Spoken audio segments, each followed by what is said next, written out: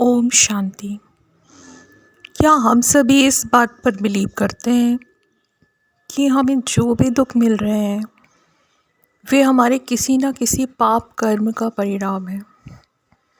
जब हम बुरे कर्म करते हैं उसके ही फलस्वरूप हमें दुख मिलता है, भले ही वह पाप कर्म हमने पिछले जन्म में किया हो।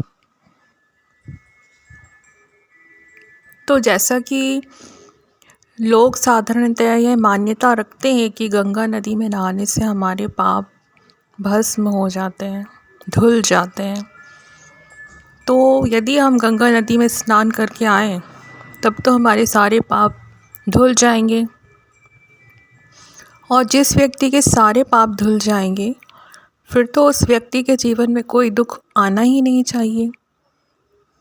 और यदि उसके सर से पापों का बोझा उतर गया है तो उसे तो बहुत ही हल्का महसूस होना चाहिए, उसे बहुत ही हर्षित मुख होना चाहिए, सदा प्रसन्न रहना चाहिए और उसके जीवन में सुखी सुख होना चाहिए। क्योंकि दुख मिलने का कारण तो हमारे द्वारा किए हुए विकर्म होते हैं। तो अब यदि हमने गंगा नदी में स्नान किया, पाप धुल गए, तो अब तो सुखी सुख होना चाहिए। परंतु ऐसा होता तो नहीं है। गंगा नदी में स्नान करने के बाद भी हमारा जीवन वैसा का वैसा ही रहता है। जो दुख पहले थे वो अभी भी चल रहे होते हैं। तो इससे यही साबित होता है कि गंगा नदी में स्नान करने से पाप नहीं धुलते, बल्कि परमात्मा ने कहा था कि ज्ञान गंगा में स्नान करने से पाप धुलते हैं। अर्थात कि परमात्मा जो हमें ज्ञान देते हैं, जब हम उनके ज्ञान को सुनते हैं और उस ज्ञान से खुद में परिवर्तन लाते हैं तो हमारे पाप धुल जाते हैं, जिससे कि हमारा जीवन सुखी बनता है।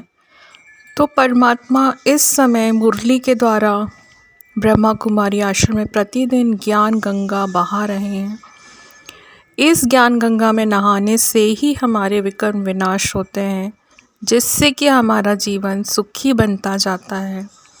अनेक आत्माएं इसका लाभ उठा रही हैं और अपने जीवन को सुखी बना रही हैं।